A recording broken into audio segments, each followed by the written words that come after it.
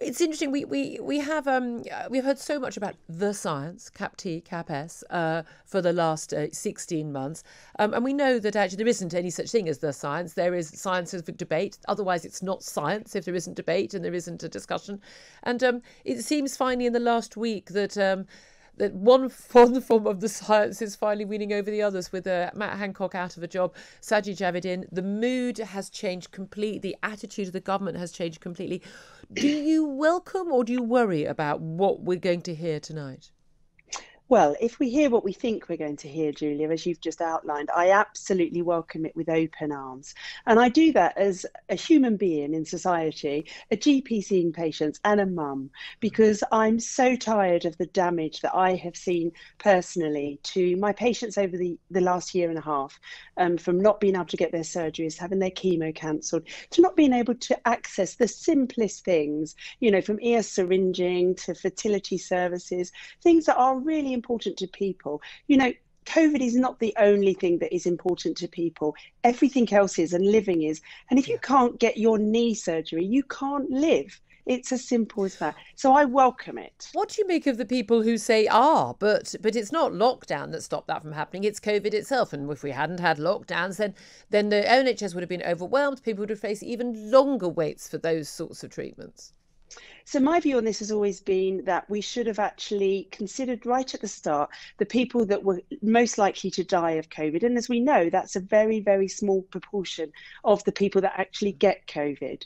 We should have identified those people. We know who they are, Julia, we really do. And we should have properly shielded those financially, emotionally, and looked after them and made sure that that's where we focused our testing, only sending in people to see them who were definitely clear of COVID, not sending them into care homes with COVID to kill half the care homes, and then let the rest of us get on with society. And if we'd have managed this in a better way, we would have still been able to do all of those things. It was our management that wrecked the NHS and allowed it to spread. And this is the thing, we're often told, due to the pandemic, and I often correct people and say, no, due to the handling of the pandemic. This is Absolutely. crucial. I mean, very, very different attitude from Sajid Javid, the new health secretary. We know as far back as May last year, he was, as a backbench MP, having previously been Chancellor until February, of course, he had talked about how, we need to come out of restrictions. I mean, way before a lot of other politicians were saying that. In December, it's emerged that he'd written a research paper for the Harvard Kennedy Institute and talking about how world leaders had exercised herd behaviour, like shoppers hoarding loo paper, and important how we'd been following China instead of established pandemic policy.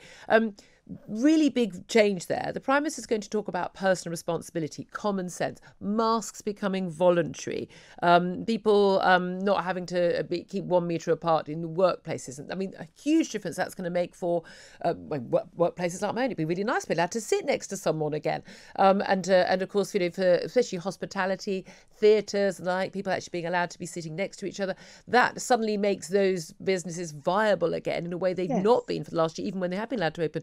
But what do you make of the idea that we should now, all of a sudden, be allowed to exercise personal responsibility and common sense? Did we not have that since last March?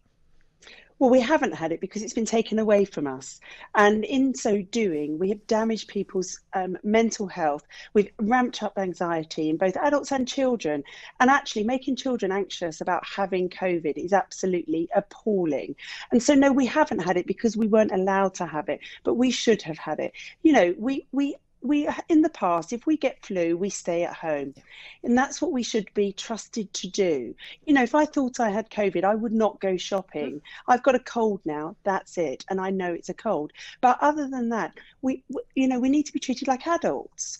And, people don't demand to see my flu status.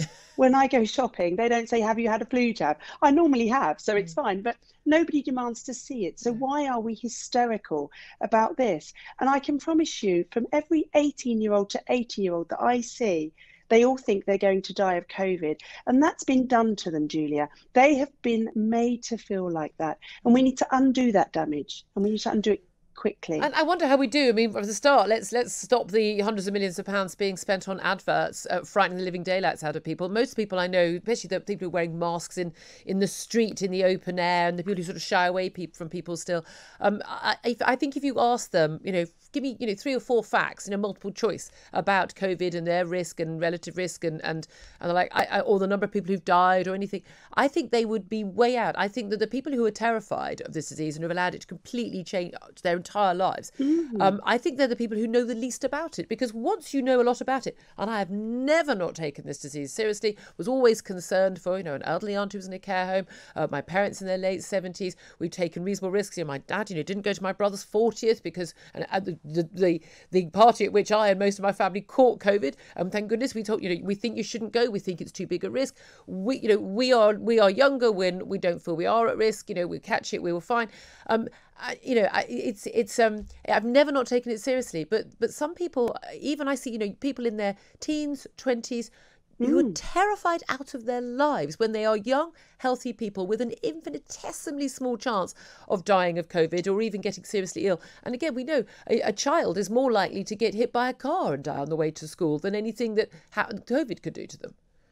I agree. And I think that the big tragedy of this is by this constant, the bubbles at school, the testing, the sending home, we have convinced children that they are little assassins walking around that could kill somebody. And that breaks my heart, because children should have nothing to worry about other than who they're going to play with at break time or who they fancy as a teenager.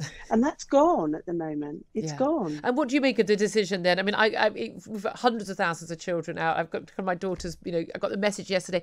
Have we been told I have to self-isolate this week because a bunch of my friends have to self-isolate, and parents are tearing their hair out, children missing the last few weeks of term, the sports days, the fun, even though there's nothing wrong with them at all. They've not even got COVID, they've been tested negative, not allowed back into school. What do you make of all of that?